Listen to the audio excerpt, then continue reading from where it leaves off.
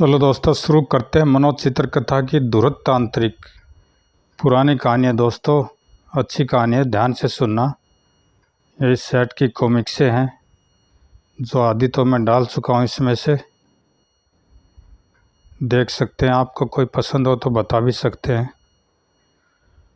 बहुत समय पहले की बात है। विष्णुपुर गांव में हरिदत्त नाम का एक गरीब किसान रहता था। उसका जयदत्त नाम का एक पुत्र था। दोनों मिलकर खेतों में जी तोड़ मेहनत करते थे। इतनी मेहनत करने पर भी उनके खेतों में उचित पैदावार नहीं होती थी। फलस्वरूप घर का गुजारा ही बड़ी मुश्किल से चलता था। एक दिन जब शाम को बाप बेटे खेतों से वापस लौटे, यह तो जानकी की आवाज़ है। भला वह इस प्रकार क्यों करा रही है? दोनों जल्दी से घर के अंदर पहुँचे। माँ, जानकी क्या बात है? क्या तबीयत ठीक नहीं है? जयदत्त के बापू, आज दोपहर से ही मेरा बदन बुरी तरह टूट रहा है। बार बार चक्कर से भी आ रहे हैं। और जरा अपना हाथ तो दिखाना। जानकी का हाथ छूते ही हरिदत्त बुरी तरह उछल पड़ा। जानकी, तुम्हें तो बहुत तेज बुखार है। तुम्हारा हाथ तो बहुत गर्म है। जयदत्त, जा वैद्य जी को बुला कर ले आ। अच्छा बापू। जयदत्त उसी समय उल्टे पांव वैद्य जी को बुलाने चला गया। जानकी, तुमसे कितनी बार कहा है कि तुम सारे दिन घर के काम काजों में इन्हें खपती रहा करो। तुम तो एक पल के लिए भी आराम नहीं करती हो। सारा दिन काम में ही जुटी रहती हो। जयदत्त के बापू, घर का काम मैं न करूं तो और कौन करेगा?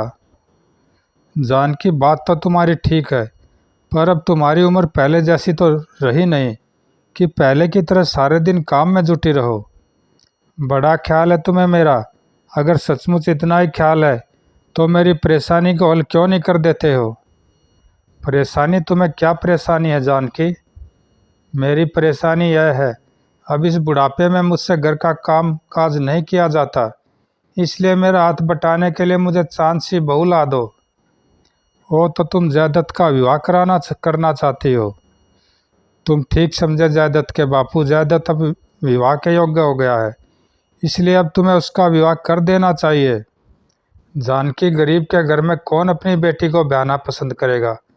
तुम तो जानती ही हो कि जयदत्त के रिश्ते की बात कई जगह से चली, पर हमारी गरीबी के कारण कहीं भी उसका रिश्ता पक्का नहीं हो सका। तो क्या हमारा जयदत्त कुंवारा ही रह जाएगा? यह तो मैं नहीं कह रहा जानकी, फिक्र न करो। देर से ही सही, लेकिन जयदत्त का विवाह होगा अवश्य। इसी उम्मीद की आस लगाई तो मैं जी रही हूँ जयदत्त के बापू।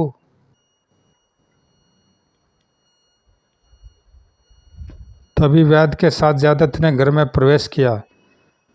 हरिदत्त, जानकी को क्या हुआ? वैद्य जी, बाप आ गए हैं, आप सवई जानकी का निरीक्षण करके देख लीजिए। वैद्य जी जानकी की नाड़ी का परीक्षण करने लगे। तत्पश्चात, हरिदत्त, घबराने की कोई बात नहीं है। जानकी को थकान के कारण ताप चढ़ गया है। मैं दवाई दिए देता हूँ।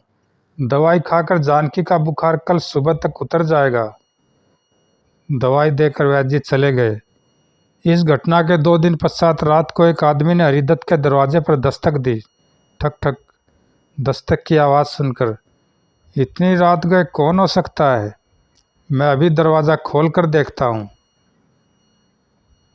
हरिदत्त ने दरवाज़ा खोला। कौन है आप? भाई, मैं पास ही के गांव का निवासी शंभूनाथ हूँ। मैं अपने गांव की ओर जा रहा था कि राह में ही रात हो गई। आजकल रात में सफ़र करना बड़ा जोखिम भरा काम हो गया है। क्या आज रात के लिए मुझे आपके यहाँ ठहरने की इजाज़त मिल सकती है? हाँ हाँ, क्यों नहीं, इसे अपना ही घर समझो। आओ, अंदर आ जाओ। धन्यवाद भाई।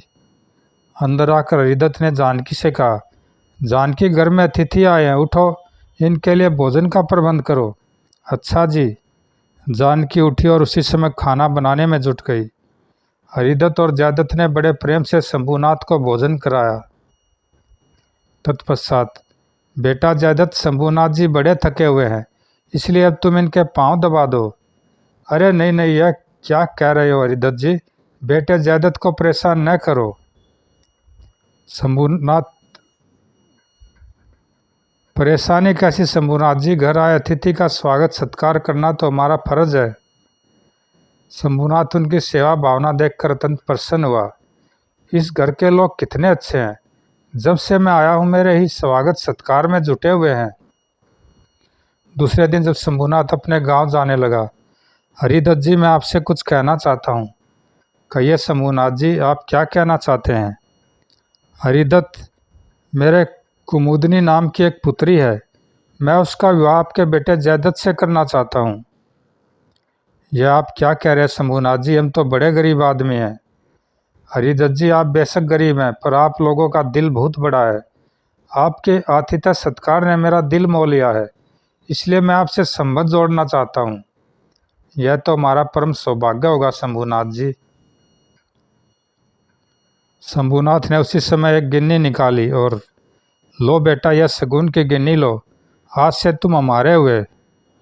गिन्नी लेकर जयदत्त ने तुरंत ही शंभूनाथ के पाँव छू लिए।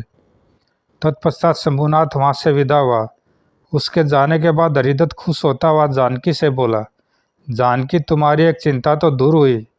हमारा बेटा बड़ा किस्मत वाला है जो उसे इतनी धनी ससुराल मिली।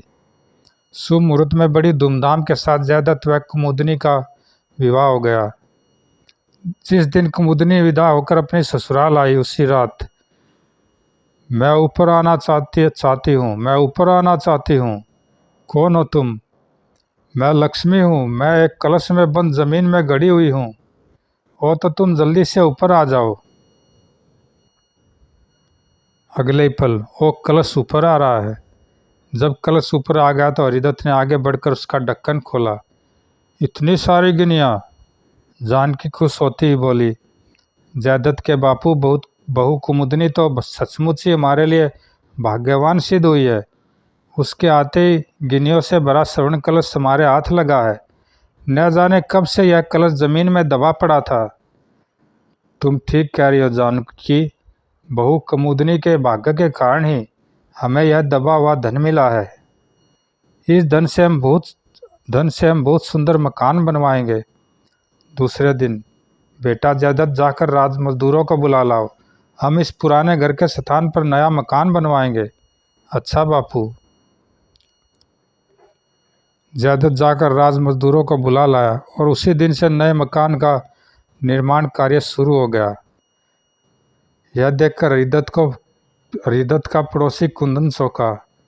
हरिदत्त के पास अचानक इतना पैसा कहाँ से आ गया कि इस भुक्खड़ को नया मकान बनाने की सूझी है। जो जो हरिदत्त का नया मकान बनता गया, कुंदन की जलन बढ़ती गई। हरिदत्त की इतनी हिम्मत जो मेरे घर के बराबर में मेरे घर से बड़ा व सुंदर मकान बनवाए। उसकी कूदन देखकर एक दिन उसकी पत्नी ललिता उससे बोली, हरिदत्त के मकान को देखकर मन ही मन क्यों कुड़ते हो जी? तुम्हारे सामने गांव का जो भी आदमी सिर ऊंचा करके खड़ा हुआ, तुमने उसका सिर कुचल दिया। फिर हरिदत्त के बारे में इतना सोच विचार क्यों? हरिदत्त के निकलते परों को काट क्यों नहीं देते हो जी? तुम ठीक कह रही हो ललिता, मैं हरिदत्त के बारे में बात करने के लिए शीघ्र ही शिवालिक तांत्रिक के पास जाऊंगा। जयदत्त जाकर राज मजदूरों को थोड़ी पीछे हो गई। दोस्तों, दूसरे दिन ही कुंदन शिवालिक तांत्रिक के पास जा पहुंचा। आओ कुंदन सेठ, आज आपको हमारी याद कैसे आ गई? शिवालिक तांत्रिक, हम तो आपके पास किसी न किसी संकट की घड़ी में ही आते हैं। तो जल्दी बताओ, अपने गांव के किस आदमी पर तुम संकट के बादल मंडराना चाहते हो? शिवालिक, मेरा पड़ोसी हरिदत्त, उसके घर में कल तक तो खाने पीने का इंतजाम तक ठीक नहीं था, लेकिन अब वही भूखड़ हरिदत्त मेरी हवेली से भी ऊंची हवेली बनवा रहा है, जिसे मैं सहन नहीं कर सकता।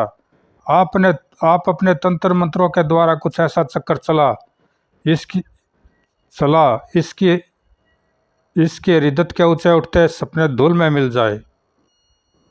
हूँ तो यह बात है। कुछ देर बाद जब उसने आंखें खोली, कुंदन सेठ, तुम्हारे पड़ोसी हरिदत्त की पुत्रवधू कुमुदनी बहुत ही भाग्यशालिनी है। उसी के भाग्य के कारण हरिदत्त के घर की जमीन में से गिनियों से भरा स्वर्ण कलश निकला है। क्या?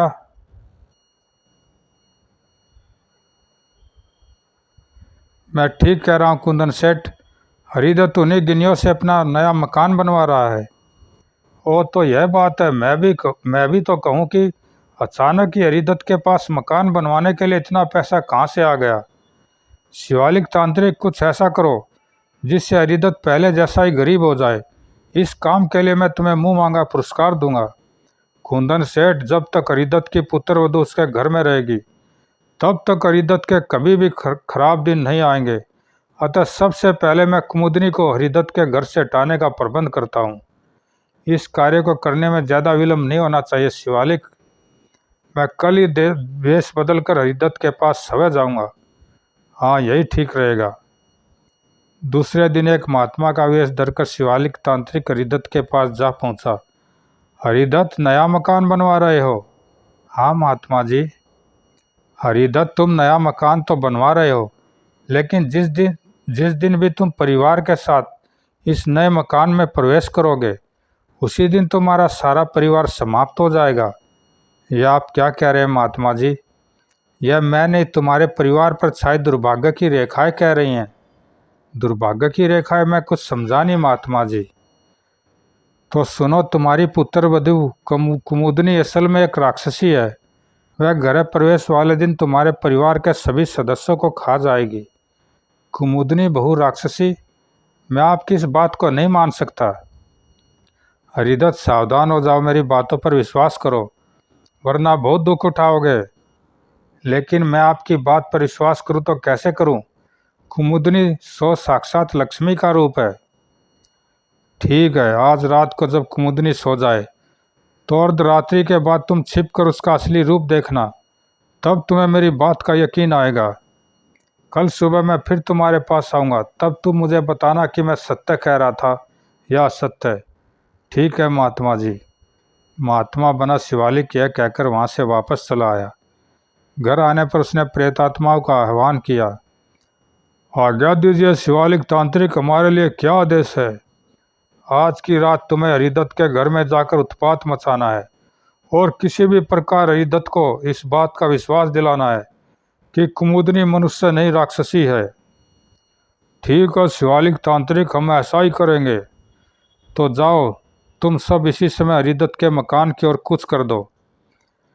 उधर रात हो गई है। अब मुझे जयदत्त के कमरे में झांककर कुमुदनी पर नज़र रखनी चाहिए। जैसे वह जयदत्त के कमरे के बाहर पहुंचा, भड़ाक आ हरिदत्त कराकर पीछे हट गया। यह अपने आप ही दरवाज़ा कैसे खुल गया? वह कुछ साहस करके आगे बढ़ा और जैसे ही कमरे में घुसा, वो सोई हुई कुमुदनी के शरीर में से यह किसकी छाया निकल रही है? अगले ही पल वो कुमुदनी के शरीर से उत्पन्न छाया तो राक्षसी के रूप में परिवर्तित हो गई है। तभी वहाँ कई प्रेत आत्माएं प्रकट हुई। वह राक्षसी से बोली, तो तुम अपने पति को खाना चाहती हो? मैं पति को ही नहीं, उसके माता पिता को भी खाना चाहती हूँ। बहुत नेक ख्याल है तुम्हारा, हम भी तुम्हें इस कार्य में सहायता प्रदान करेंगे। तब ठीक है, नए मकान के गृह प्रवेश वाले दिन मैं तुम सभी को आने के लिए आमंत्रित करती हूँ। उस दिन हम सब मिलकर इस परिवार के लोगों का खून पिएंगे। ओ, तब तो बड़ा मज़ा आएगा। इधर यह सब बातें सुनकर अपने स्थान पर खड़ा हरिदत्त जड़ सा हो गया था। तो वह महात्मा ठीक कह रहा था, कुमुदनी तो वास्तव में ही राक्षसी निकली। तभी हरिदत्त के सिर में भयंकर पीड़ा उठी। ओ, मेरा सिर क्यों घूम रहा है?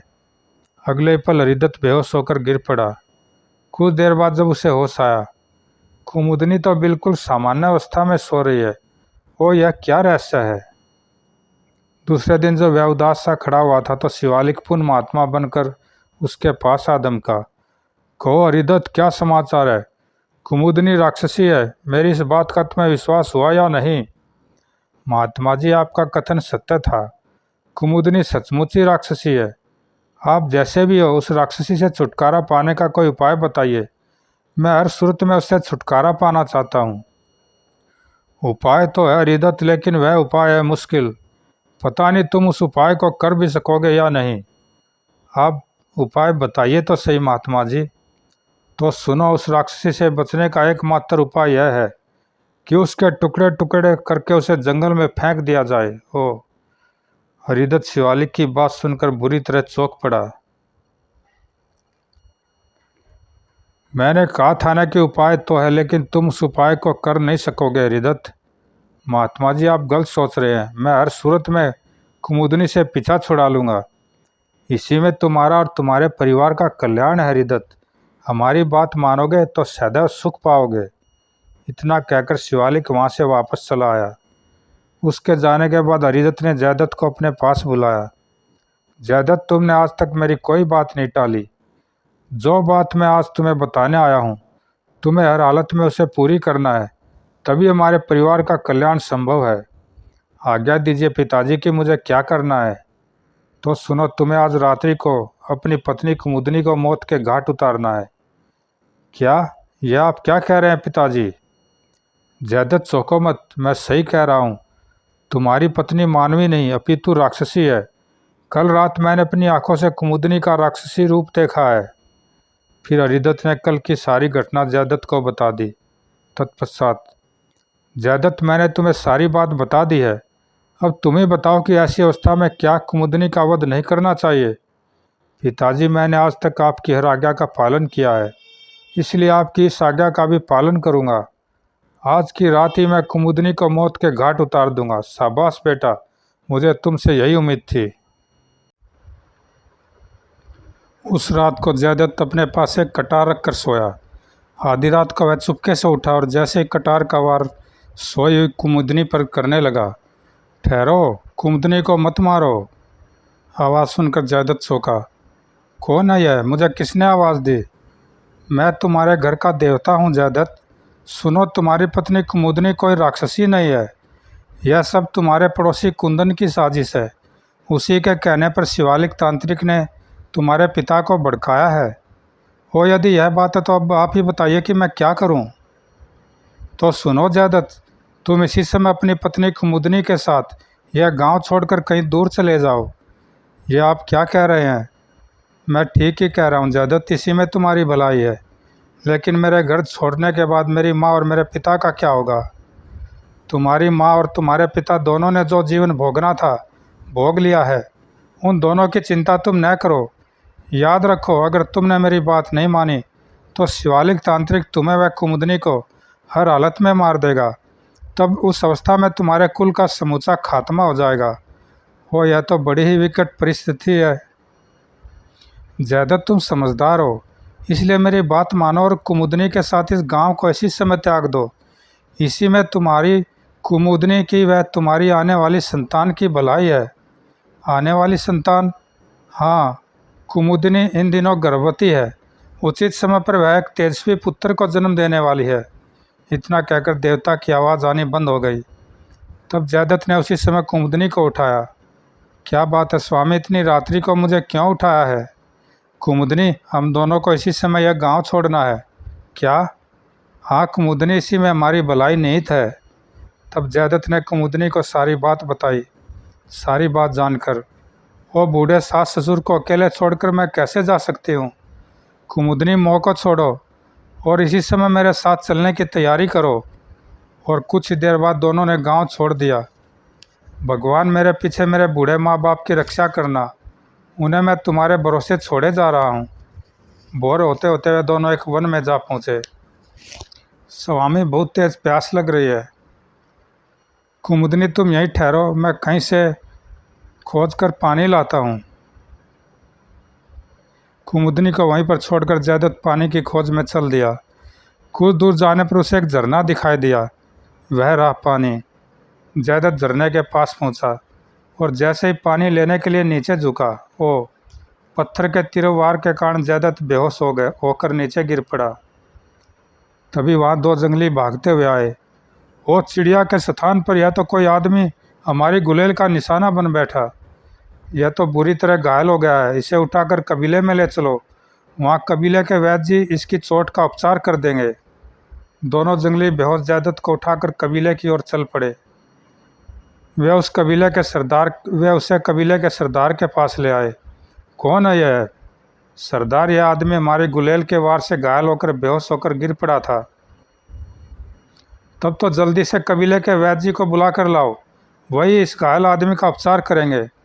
मैं वैद्य जी को अभी बुला कर लाता हूँ सरदार। दूसरी ओर जब कई घंटे बीत गए तो कुमुदनी परेशान हो उठी।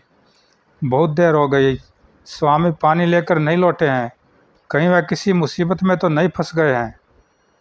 कुमुदनी सांझ ढले तक वहीं पर बैठी जयदत्त के लौटने की प्रतीक्षा करती रही। कुछ देर बाद दिन छिपने वाला है, अब शायद स्वामी वापस नहीं आएंगे, इसलिए रात होने से पहले मुझे इस जंगल से बाहर निकल जाना चाहिए। अतः कुमुदनी दुखी हृदय से वहाँ से चल दी। एक एक करके परिवार के सभी सदस्य भी छुड़ गए। भगवान, यह तूने कैसी विपदा डाली है मुझ पर। वह चलती रही और रात होने से पहले समीप के राज्य हीरानगर में जा पहुँची। बहन, मैं दुखियारी हूँ, क्या आज की रात मैं तुम्हारे यहाँ बसेरा कर सकती हूँ? हाँ हाँ, क्यों नहीं। कुमुदनी ने वह रात उस सराय में ही काटी। सुबह होने पर सराय की मालकिन रमिया उससे बोली, बहन तुम तो कोई परिदेशीन मालूम पड़ती हो, कहाँ जाना है तुम्हें?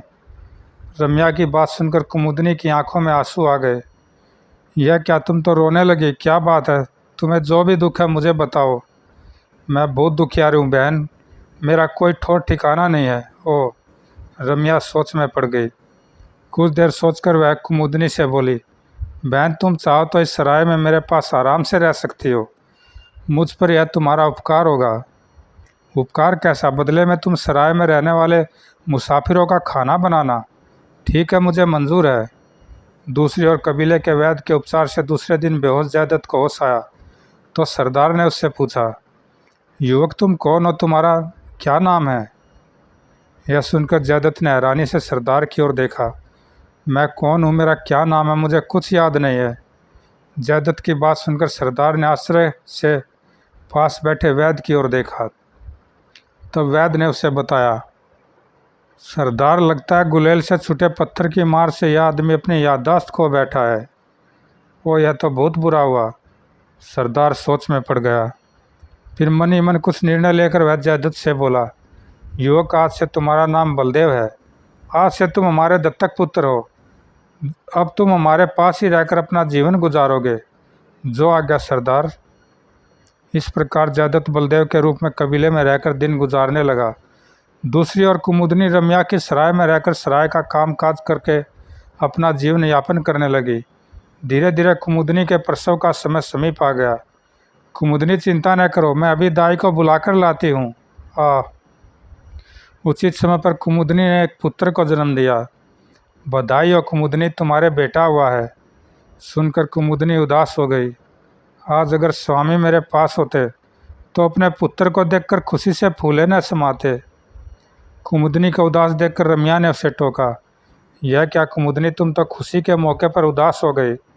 कुछ नहीं रम्या बहन, बस जरा यूँ ही अपने पिछले दिन याद आ गए थे। कुमुदनी ने अपने पुत्र का नाम अजयदत्त रखा। अब कुमुदनी अजयदत्त को बड़े ही लाड प्यार से पालने लगी। धीरे धीरे पूरे 20 वर्ष बीत गए। एक दिन हीरानगर सराय के राजा हीरा सिंह दुखी से प्रधानमंत्री फुंडीर सिंह से बोले, प्रधानमंत्री जी, अब हम वृद्ध हो गए हैं, इसलिए हम इस बात को सोच कर बहुत परेशान हैं कि हमारी मृत्यु के बाद हीरा नगर का राजा कौन होगा। हमारे तो कोई संतान नहीं है। अब आप ही बताइए कि हम करें तो क्या करें। महाराज, एक उपाय है, उसे करने से आपको हीरानगर की राजगद्दी का दावेदार आराम से मिल सकता है। तो प्रधानमंत्री जी, हमें जल्दी से वह उपाय बताइए। महाराज, आप जिस महादेव हाथी पर सवारी करते हैं वह आपके अलावा अन्य किसी को अपनी पीठ पर सवार नहीं होने देता है। आप महादेव हाथी को सैनिकों के संरक्षण में राज्य में खुला छोड़ दीजिए और घोषणा करवा दीजिए कि जो भी युवक उस हाथी की पीठ पर सवार होकर उसे वापस राजमहल में ले आएगा, उसे हीरानगर का नया राजा घोषित किया जाएगा। सलाह तो आपकी बहुत अच्छी है प्रधानमंत्री जी। इस प्रकार नए राजा का चुनाव भी हो जाएगा और उसकी शक्ति व साहस का भी पता लग जाएगा। उसी दिन महादेव को सैनिकों की टुकड़ी के संरक्षण में हीरानगर राज्य की सड़कों पर छोड़ दिया गया। सुनो सुनो राज्यवासियों सुनो, राजा हीरा सिंह के राज के हाथी महादेव को जो भी अपने वश में करके वापस राजमहल में पहुंचाएगा, उसे हीरानगर का नया राजा घोषित किया जाएगा। मुनादी सुनकर राह में खड़े कई युवक महादेव को वश में करने के लिए आगे बढ़े, पर उफ, हाथी अपने पास आए सभी युवकों को सूंड में लपेटकर जमीन पर पटकता गया। यह देखकर लोगों में भय की लहर दौड़ गई। इस प्रकार महादेव हाथी हीरानगर की सड़कों पर से गुजरता हुआ रमिया भटियारिन की सराय के बाहर से गुजरा।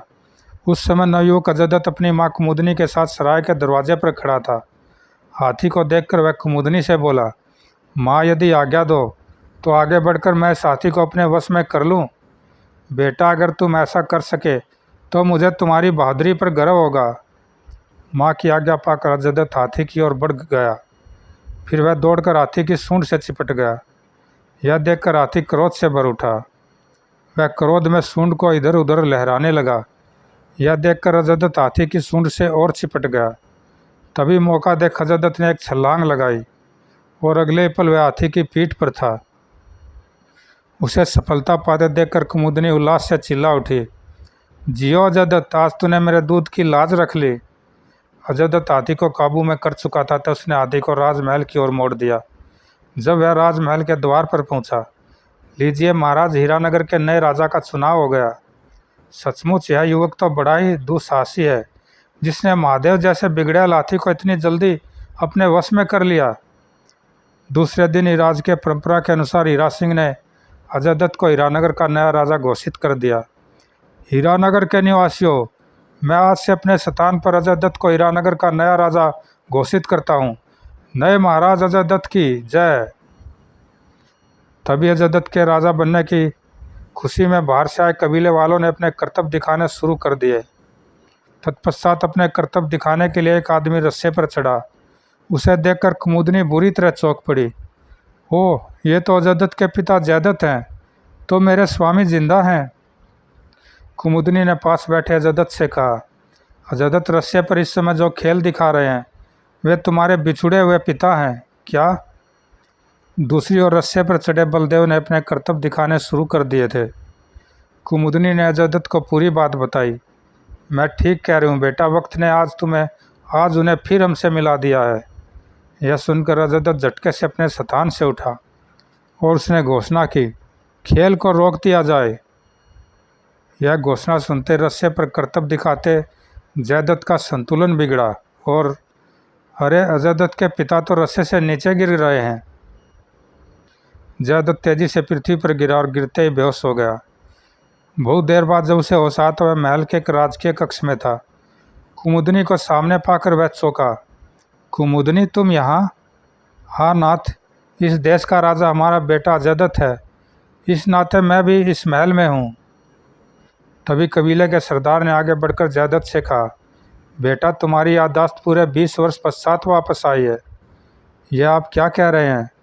मैं ठीक ही कह रहा हूँ बेटा, 20 वर्षों तक तुम हमारे कबीले में हमारे साथी तो रहे हो। तब सरदार ने विस्तारपूर्वक उसे सारी बात बताई। सरदार से सारी बात जानकर, सरदार, हम तुम्हारे बहुत ऋणी हैं, जो आपने 20 वर्षों तक हमारे बिछुड़े हुए पिता की देखरेख की। राजन, यह तो मेरा फर्ज था। तब अजयदत्त जयदत्त के पैरों में झुक गया। पिताजी, मुझे आशीर्वाद दीजिए कि मैं सफलतापूर्वक हीरानगर का राज्य संभाल सकूं। मेरा आशीर्वाद तो सदैव तुम्हारे साथ है बेटे। जयदत्त के आदेश पर अजयदत्त उसी दिन अपने दादा दादी की खोज में विष्णुपुर गांव में गया। वहां जाकर उसे पता चला, महाराज हरिदत्त और उनकी पत्नी जानकी को तो सेठ ने 20 वर्ष पूर्व ही मरवा दिया था और उनकी नवनिर्मित हवेली पर कब्जा कर लिया था। अजयदत्त ने उसी समय कुंदन सेठ को मौत के घाट उतार दिया। तत्पश्चात गंगा नदी में उसने अपने दादा दादी की आत्मा की शांति के लिए पिंडदान किया। उसके बाद वह वापस हीरानगर लौटकर अपना राज्य चलाने लगा। समाप्त दोस्तों, अच्छी कहानी थी। ज़रूर लाइक सब्सक्राइब करना, कमेंट में बताना कैसी लगी। धन्यवाद दोस्तों।